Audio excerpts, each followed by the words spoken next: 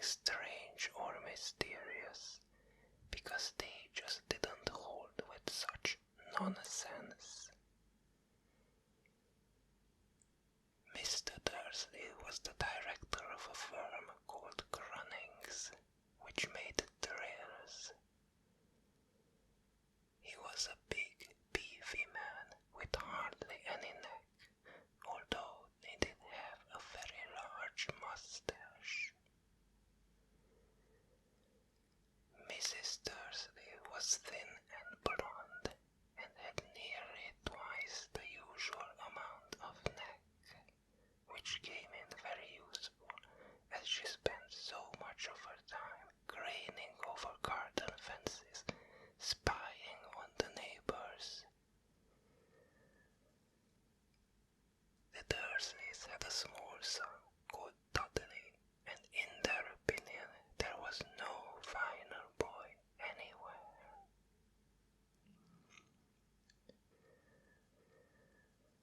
The Dursleys had everything they wanted, but they also had a secret, and their greatest fear was that somebody would discover it. They didn't think they could bear it if anyone found out about the Potters. Mrs. Potter was Mrs. Dursley's sister, but they hadn't met for several years. In fact, Mrs. Dursley pretended she didn't have a sister, because her sister and her good-for-nothing husband were as un-Dursleyish as it was possible to be.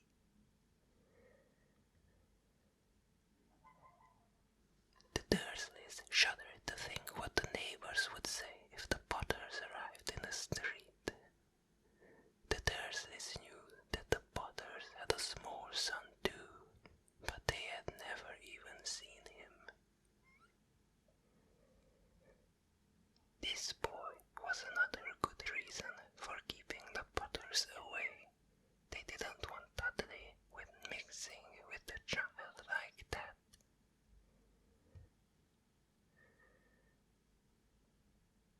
When Mr. and Mrs. Dursley woke up on the tall grey Tuesday our story starts, there was nothing about the cloudy sky outside to suggest that strange and mysterious things would soon be happening all over the country.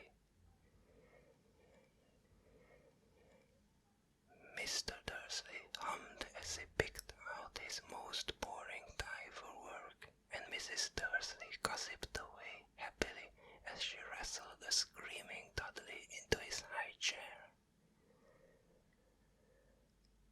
None of them noticed a large downy owl flutter past the window.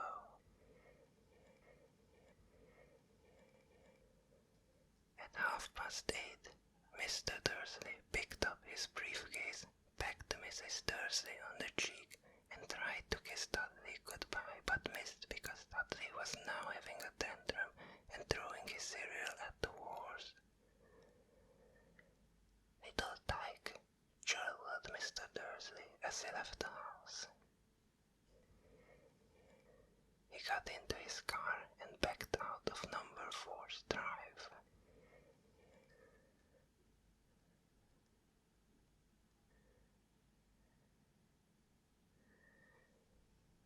It was on the corner of the street that he noticed the first sign of something peculiar. A cat reading a map. For a second, Mr. Dursley didn't realize what he had seen. Then he jerked his head around to look again. There was a tabby cat standing on the corner of Privet Drive, but there wasn't a map inside. What could he have been thinking of? It must have been a trick of the light. Mr. Dursley blinked and stared at the cat. It stared back.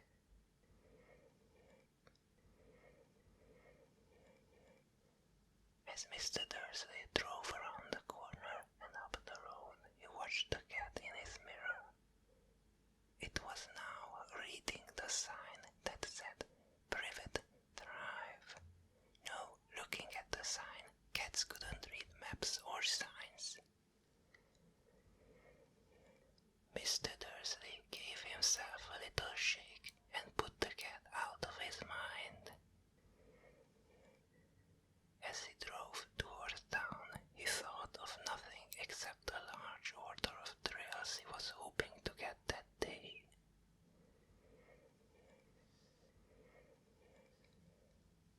But on the edge of town, drills were driven out of his mind by something else.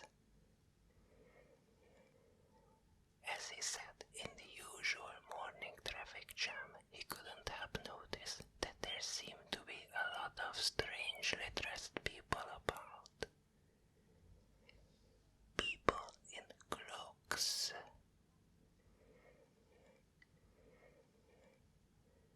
Mr. Dursley couldn't bear people who dressed in funny clothes, the get-ups you saw on young people.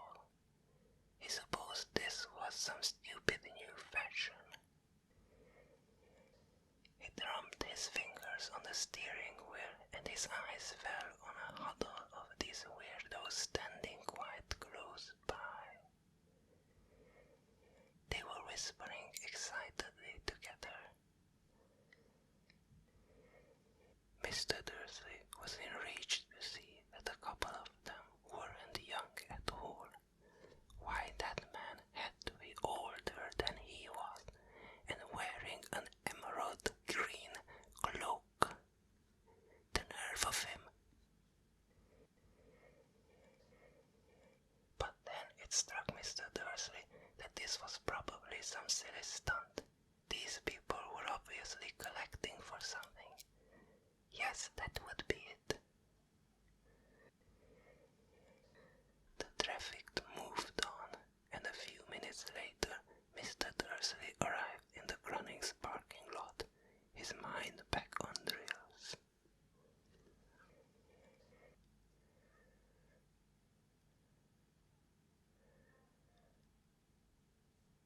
Mr. Dursley always sat with his back to the window in his office on the 9th floor. If he hadn't, he might have found it harder to concentrate on drills that morning. He didn't see the hours swooping past in broad daylight through people down in the street did.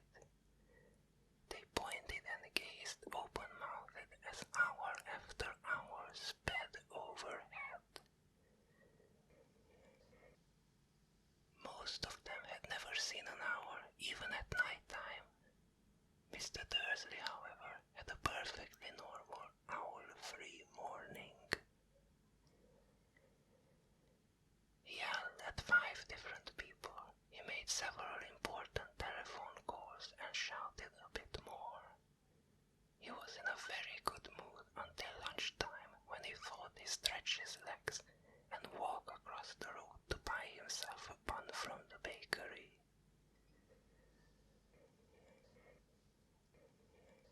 He'd forgotten all about the people in cloaks until he passed a group of them next to the bakers.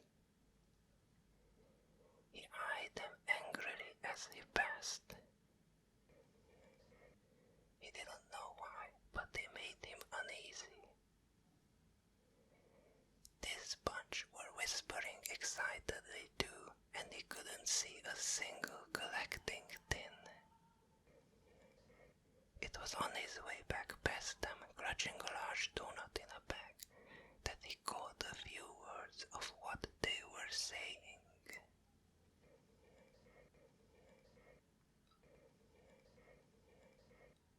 The Potters.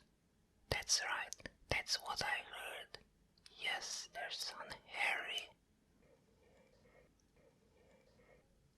Mr. Dursley stopped dead.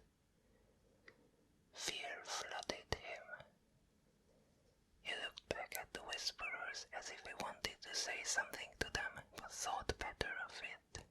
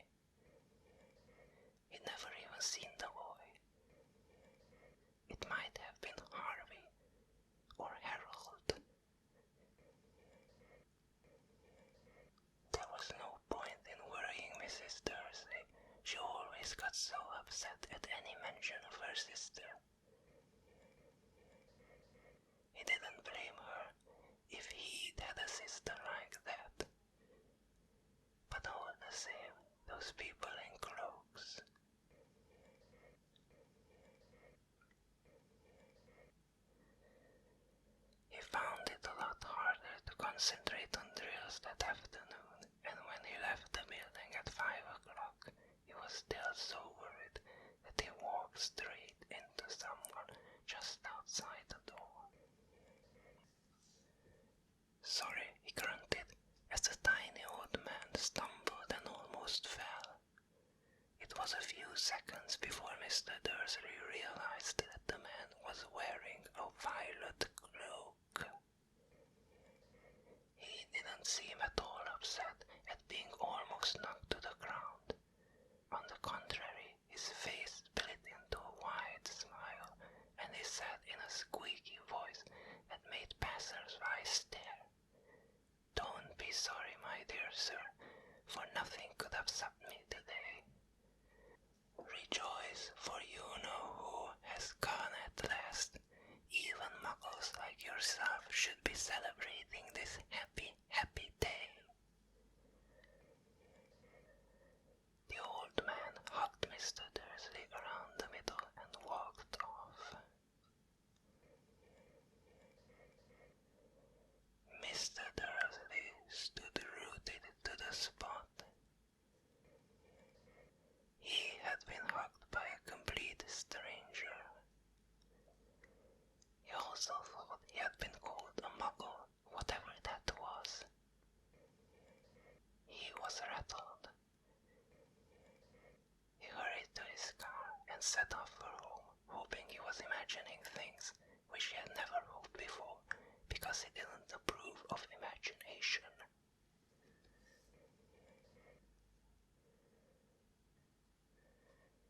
As he pulled into the driveway of number 4, the first thing he saw, and it didn't improve his mood, was the tabby cat he spotted that morning. It was now sitting on his garden wall. He was sure it was the same one. It had the same markings around its eyes. "Shoo," said Mr. Dursley loudly. The cat didn't move. It just gave him a stern look. Was this normal cat behavior? Mr. Dursley wondered. Trying to pull himself together, he let himself into the house. He was still determined not to mention anything to his wife. Mrs. Dursley had had a nice, normal day. She told him over dinner all about Mrs. Next Door's problems with her daughter and how Dudley had learned the new word, won't. Mr. Dursley tried to act normally. When Dudley had been put to bed, he went into the living room in time to catch the last report on the evening news.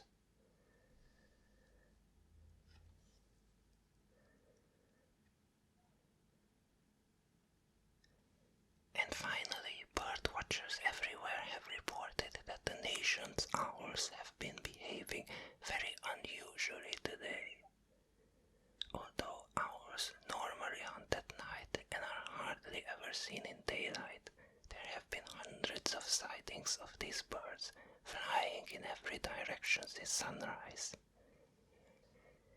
Experts are unable to explain why the owls have suddenly changed their sleeping pattern. The newscaster allowed himself a grin. Most mysterious. And now over to Jim McGuffin with the weather. Going to be any more showers of owls tonight, Jim? "Well, Dad," said the weatherman, "I don't know about that, but it's not only the owls that have been acting oddly today.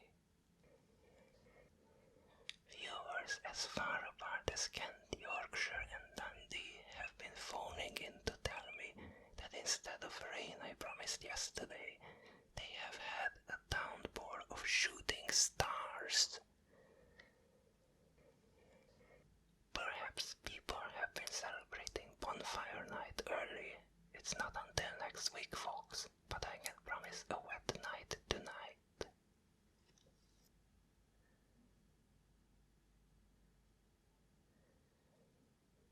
Mr. Dursley sat frozen in his armchair.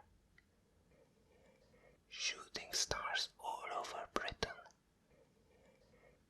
Hours flying by daylight.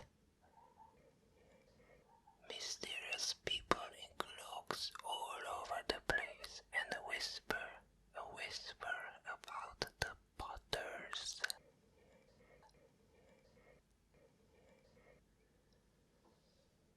Mrs. Dursley came into the living room carrying 2 cups of tea. It was no good. He'd have to say something to her. He cleared his throat nervously.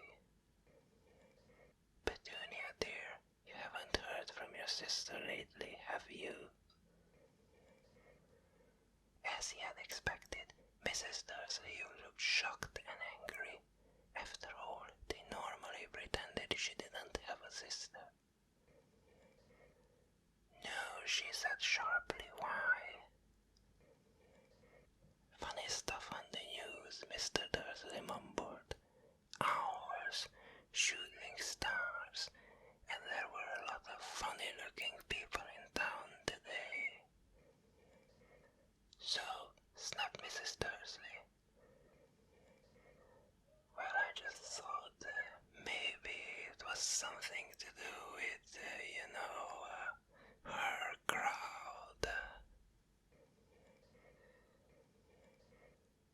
Mrs. Dursley sipped her tea through her pursed lips. Mr. Dursley wondered whether he dared tell her he'd heard the name Potter. He decided he didn't dare.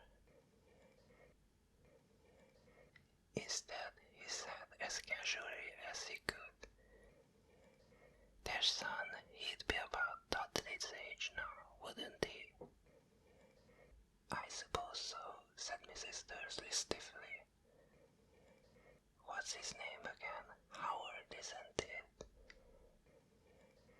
"Harry. Nasty common name if you ask me."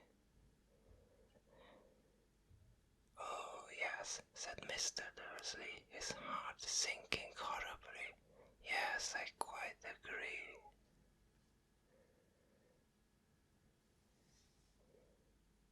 He didn't say another word on the subject as they went upstairs to bed. While Mrs. Dursley was in the bathroom, Mr. Dursley crept to the bedroom window and peered down into the front garden. The cat was still there. It was staring down Privet Drive as though it were waiting for something. Was he imagining things? Could all this have anything to do with the Potters? If it did, if it got out that they were related to a pair of... Well, he didn't think he could bear it.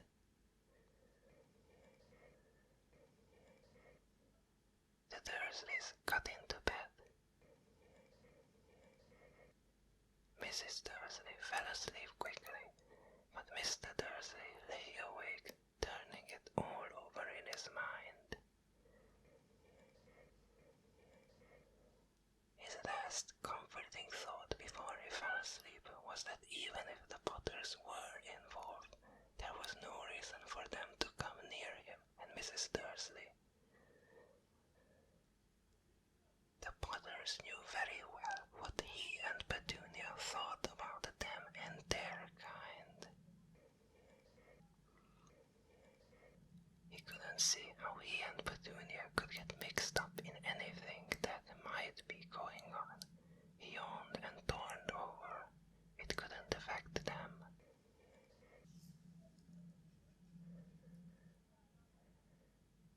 How very wrong he was. Mr. Dursley might have been drifting into an uneasy sleep, but the cat on the wall outside was showing no sign of sleepiness.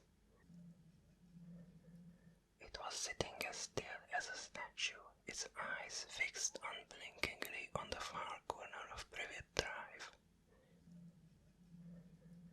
It didn't so much as quiver when a car door slammed on the next street, nor when two owls swooped overhead. In fact, it was nearly midnight before the cat moved at all. A man appeared on the corner the cat had been watching, appeared so suddenly and silently you would have thought he'd just popped out of the ground. The cat's tail twitched and his eyes narrowed. Nothing like this man had ever been seen on Privet Drive. He was tall, thin, and very old, judging by the silver of his hair and beard, which were both long enough to tuck into his belt. He was wearing long robes, a purple cloak that swept to the ground, and high-heeled buckled boots. His blue eyes were light, bright, and sparkling behind half-moon spectacles, and his nose was very long and crooked, as though it had been broken at least twice. This man's name was Albus Dumbledore.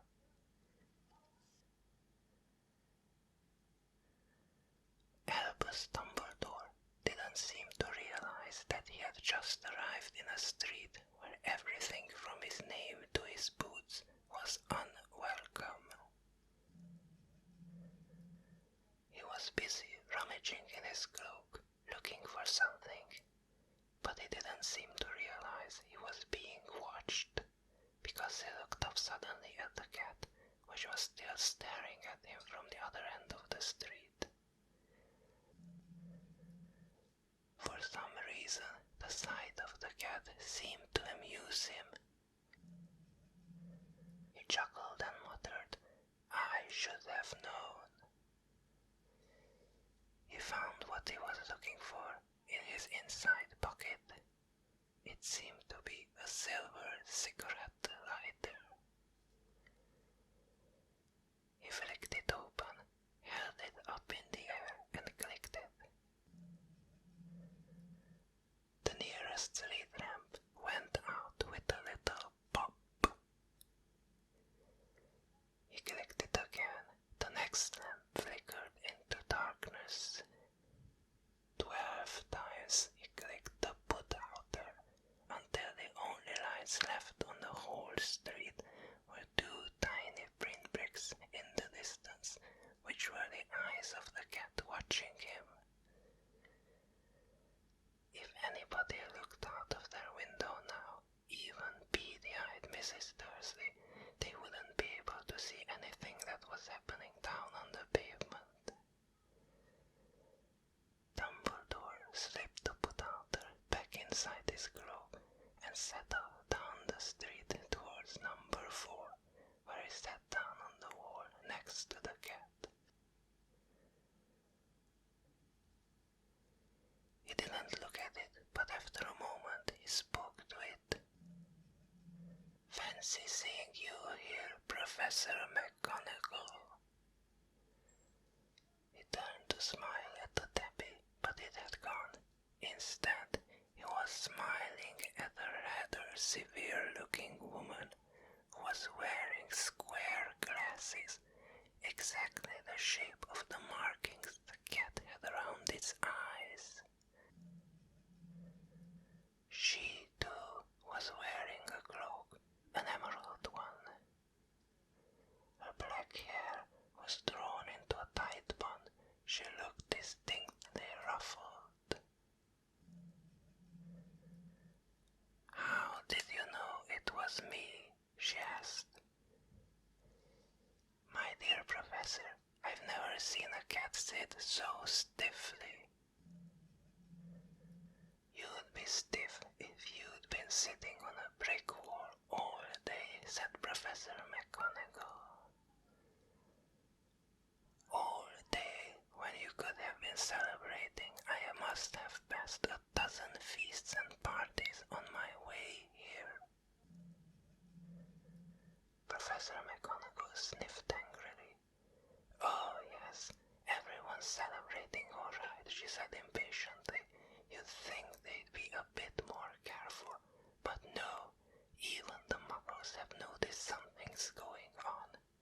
was on their news. She jerked her head back at the Dursley's dark living room window. I heard it, flocks of owls, shooting stars. Well, they're not completely stupid. They were bound to notice something. Shooting stars down in Kent. I bet that was Daedalus Diggle. He never had much sense. You can't blame them, said Dumbledore gently. We've had precious little to celebrate for 11 years. I know that, said Professor McGonagall irritably, but that's no reason to lose our heads. People are being downright careless on the streets in broad daylight, not even dressed in muggle clothes, swapping rumors. She threw a sharp sideways glance at Dumbledore here, as though hoping he was going to tell her something, but he didn't, so she went on. A fine thing it would be if on the very day you-know-who seems to have disappeared at last, the muggles found out about us all. I suppose he really has gone, Dumbledore. It certainly seems so, said Dumbledore. We have much to be thankful for. Would you care for a lemon drop? A what? A lemon drop. They're a kind of muggle sweet I'm rather fond of. No, thank you, said Professor McGonagall coldly, as though she didn't think this was the moment for lemon drops. As I say, even if you-know-who has gone. My dear Professor, surely a sensible person like yourself can call him by his name. All this you-know-who nonsense for 11 years I have been trying to persuade people to call him by his proper name. Voldemort. Professor McGonagall flinched, but Dumbledore, who was unsticking two lemon drops, seemed not to notice. It all gets so confusing if we keep saying you-know-who. I have never seen any reason to be frightened of saying Voldemort's name. I know you haven't, said Professor McGonagall, sounding half exasperated, half admiring, but you're different. Everyone knows you're the only one you know. All right, Voldemort was frightened of. You flatter me, said Dumbledore calmly. Voldemort had powers I will never have. Only because you're too, well, noble to use them. It's lucky it's dark. I haven't blushed so much since Madame Pomfrey told me she liked my new earmuffs. Professor McGonagall shot a sharp look at Dumbledore and said, the owls are nothing next to the rumors that are flying around. You know what everyone's saying about why he's disappeared, about what finally stopped him. It seemed that Professor McGonagall had reached the point she was most anxious to discuss.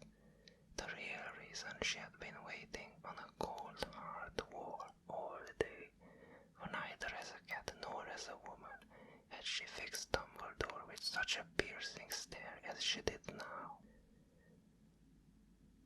It was plain that whatever everyone was saying, she was not going to believe it until Dumbledore told her it was true. Dumbledore, however, was choosing another lemon drop and did not answer. What they're saying, she pressed on, is that last Voldemort turned up in Godric's Hollow. He went to find the Potters. The rumor is that Lily and James Potter they're dead. Dumbledore bowed his head. Professor McGonagall gasped. Lily and James, I can't believe it. I didn't want to believe it. Oh, Albus. Dumbledore reached out and patted her on the shoulder. I know. Dumbledore reached out and patted her on the shoulder. I know, he said heavily. Professor McGonagall's voice trembled as she went on. That's not all.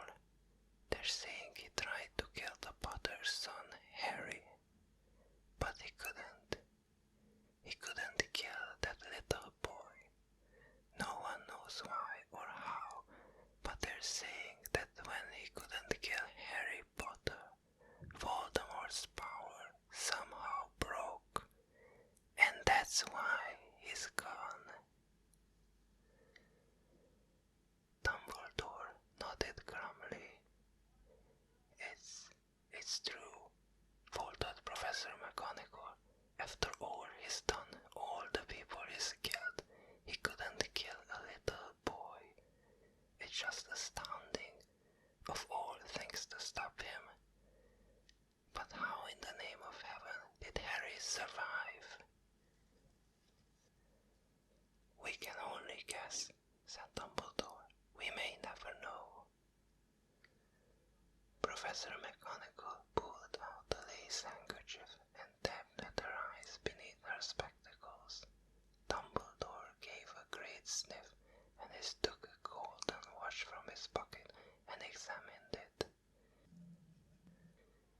It was a very old watch. It had 12 hands but no numbers. Instead, little planets were moving around the edge. It must have made sense to Dumbledore, too, because he put it back in his pocket and said, Hagrid's late. I suppose it was he who told you I'd be here, by the way. Yes, said Professor McGonagall, and I don't suppose you're going to tell me why you're here of all places. I've come to bring Harry to his aunt and uncle. They're the only family he has left now. You can't mean the people who live here, cried Professor McGonagall, jumping to her feet and pointing at number 4. Dumbledore, you can't. I've been watching them all day. You couldn't find 2 people who are less like us. And they've got this son. I saw him kicking his mother all the way up the street, screaming for sweets. Harry Potter, come and live here. It's the best place for him, said Dumbledore firmly. His aunt and uncle will be able to explain everything to him when he's older. I've written them a letter. A letter, repeated Professor McGonagall faintly, sitting back down on the wall. Really, Dumbledore, you think you can explain all this in a letter? These people will never understand him. He'll be famous, a legend. I wouldn't be surprised if today was known as Harry Potter Day in the future. There will be books written about Harry. Every child in our world will know his name. Exactly, said Dumbledore, looking very seriously over the top of his half-moon glasses. It would be enough to turn any boy's head. Famous before he can walk and talk. Famous for something he won't even remember. Can't you see how much better off he'll be growing up away from all that until he's ready to take it?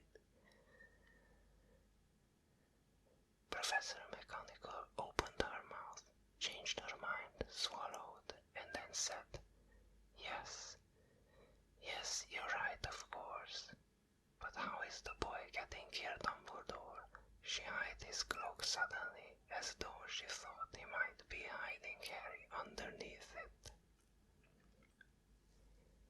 Hagrid's bringing him. You think it wise to trust Hagrid with something as important as this? I would trust Hagrid with my life, said Dumbledore. I'm not saying his heart isn't in the right place, said Professor McGonagall grudgingly, but you can't pretend he's not careless. He does tend to... What was that? A low rumbling sound had broken the silence around them. It grew steadily louder as they looked up and down the street for some sign of a headlight. It swelled to a roar as they both looked up at the sky, and a huge motorcycle fell out of the air and landed on the road in front of them. If the motorcycle was huge, it was nothing compared to the man sitting astride it. He was almost twice as tall as a normal man, and at least 5 times as wide. He looked simply too big to be allowed, and so wild, long tangles of bushy black hair and beard hid most of his face.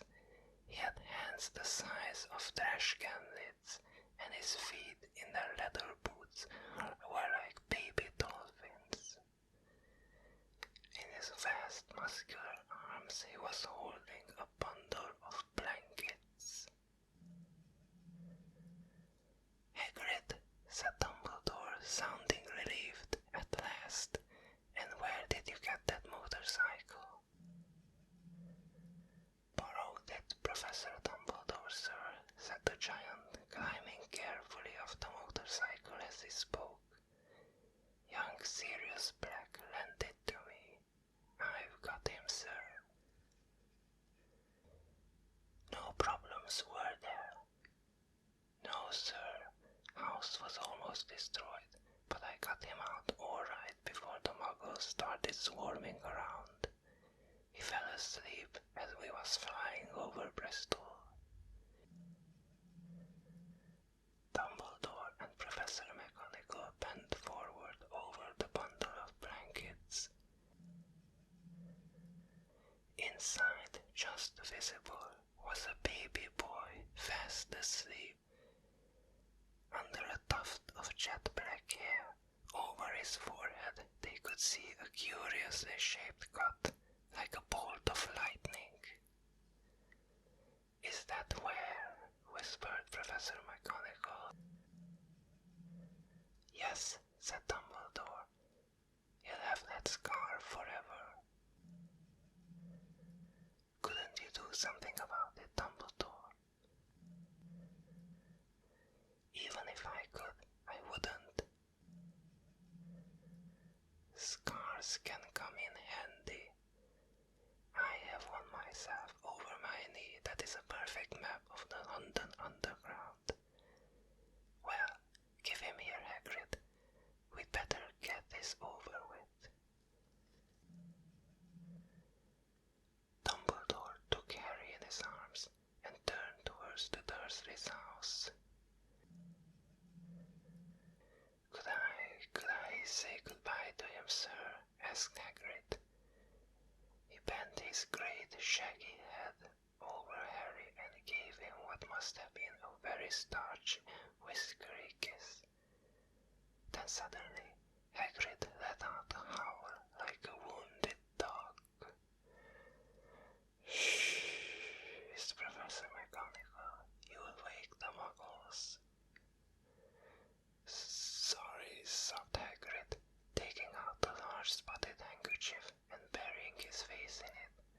But I can't stand it. Lily and James dead, and poor little Harry off to live with muggles. Yes, it's all very sad, but get a grip of yourself, Hagrid, or we'll be found, Professor McGonagall whispered, patting Hagrid gingerly on the arm as Dumbledore stepped over the low garden wall.